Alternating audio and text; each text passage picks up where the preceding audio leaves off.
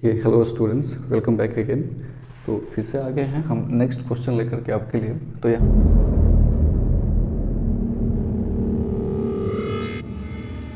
पे NCERT book page number 10 का ये क्वेश्चन दिया हुआ है, क्वेश्चन नंबर 2 है। और जैसा कि आपको पता है कि जो केमिस्ट्री है ये चैप्टर 1 है, ठीक है।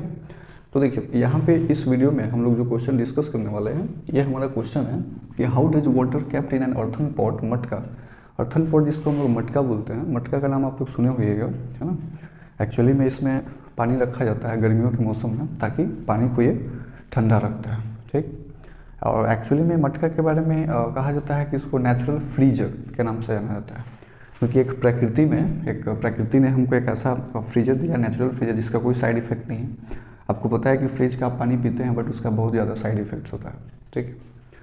तो ये जो मटका है नेचुरल फ्रीजर का काम करता है। आप पानी को अगर रख देंगे तो 3-4 घंटा के बाद ये पूरा ऑटोमेटिकली जो है उसको कूल कर देगा। तो जो कूल होता है आखिर वो कैसे वर्क करता है, कौन सा प्रिंसिपल वहाँ पे लगता है, यही हम लोग को डिस्कस करना है इस वीडियो में।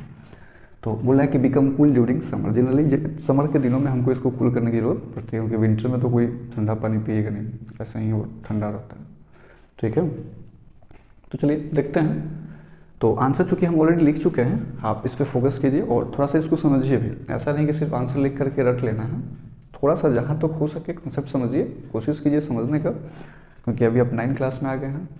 आगे के हायर क्लासेज में जो आप जाएंगे तो अब आपको जो है सिर्फ रटने से काम नहीं चलने वाला, आपको कहीं ना कहीं कंसेप्ट भी समझना पड़ेगा। इसलिए जो है आप थोड़ा इसको कंसेप्ट को भी समझिए। तो बोला कि water keeped in an earthen pot, जिसको मटका बोल रहे हैं, बिकम कूल ड्यूरिंग समर। अच्छा, तो क्यों ऐसा क्यों होता है? तो जैसा कि आप जानते हैं कि जो आपका वाटर है, मटका जो है जिसको अर्थन पॉट बोल रहे हैं, आप जब देखिएगा ना तो मटका का जो सरफेस होता है उस पर बहुत सारे काफ़ी टाइनी पोर्स होते हैं, ठीक है। आपको ऐसे नहीं दिखेगा, बट अगर आप उसका मैग्नीफाइड व्यू देखते हैं तो आपको बहुत छोटे छोटे पोर्स दिखाई देंगे। तो होता क्या है कि वाटर जो मटका के अंदर रखा हुआ है वो अंदर से शिप आउट होकर के बाहर आता है। बाहर आने के बाद उसको एक लार्ज एक्सपोज सरफेस एरिया मिलता है, वो हमारे एटमॉस्फेयर के एक्सपोजर में आता है। तो यहाँ क्या होता है कि चूँकि ऑलरेडी समर है, बाहर का टेम्परेचर हाई है, तो क्या होता है कि जो वाटर ड्रॉपलेट्स जो सिप आउट करके बाहर आते हैं, वो ड्रॉपलेट्स क्या करते हैं कि एटमॉस्फेरिक हीट को एब्जॉर्ब करते हैं। एटमॉस्फेरिक हीट को एब्जॉर्ब करने के बाद उनको जो इवेपोरेट होने के लिए उनको जो रिक्वायर्ड टेम्परेचर चाहिए, रिक्वायर्ड जो हीट चाहिए, आप अमाउंट ऑफ हीट एनर्जी कहिए, जो रिक्वायर्ड ऑफ अमाउंट हीट चाहिए, वो हीट जो है अपने सराउंडिंग से लेंगे। और आप कह सकते हैं कि इस केस में इसको आप क्या बोलते हैं, चूँकि यहाँ पे फेज क्या हो रहा है, चेंज हो रहा है, क्योंकि वो लिक्विड से वेपर फेज में चेंज हो रहा है। तो आप कहिए कि इसके लिए जो रिक्वायर्ड उनको लेटेंट हीट ऑफ वेपोराइजेशन है, वो क्या करेंगे कि अपने सराउंडिंग से लेंगे, सराउंडिंग से नहीं, मतलब मटका के अंदर जो पानी रखा, तो जो वाटर जो रखा हुआ है मटका के अंदर, उस वाटर से जो required latent heat of vaporisation जो हम बोल रहे हैं वो उसको लेंगे और वो इवेपोरेट हो जाएंगे। तो इसी तरह से प्रोसेस कंटिन्यू चलते रहेगा। वो क्या करेंगे कि जो उनको जो टेम्परेचर चाहिए, एक्सेस हीट चाहिए, वो इनसाइड वाटर से लेते रहेंगे और लेकर के वो इवेपोरेट होते रहेंगे। तो ग्रेजुअली क्या होगा कि पानी जो मटका के अंदर रखा हुआ है, उस पानी का जो टेम्परेचर होगा धीरे धीरे डाउन होता जाएगा, टेम्परेचर कम होते जाएगा। तो जैसे जैसे उसका टेम्परेचर कम होगा वो कूल होता जाएगा, और आफ्टर सम टाइम 2-3 घंटा के बाद वो आपको मतलब बहुत ज़्यादा ठंडा हो जाएगा।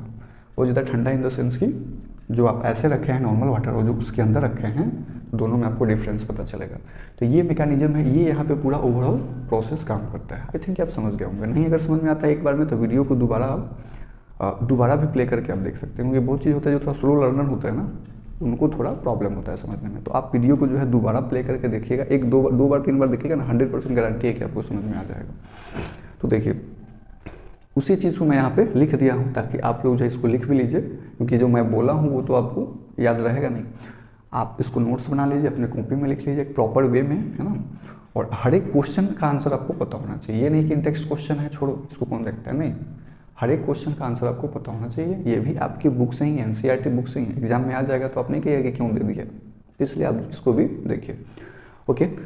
तो यहाँ लिखा हुआ है कि this is because as we know that there are many tiny pores present on the surface of matka, जिसको आप अर्थन पॉट बोल रहे हैं, through which water seeps out and expose to a larger surface area. बाहर आता है जिससे कि सरफेस एरिया उसको बड़ा मिलता है, and evaporates taking the latent heat of vaporisation from inside water.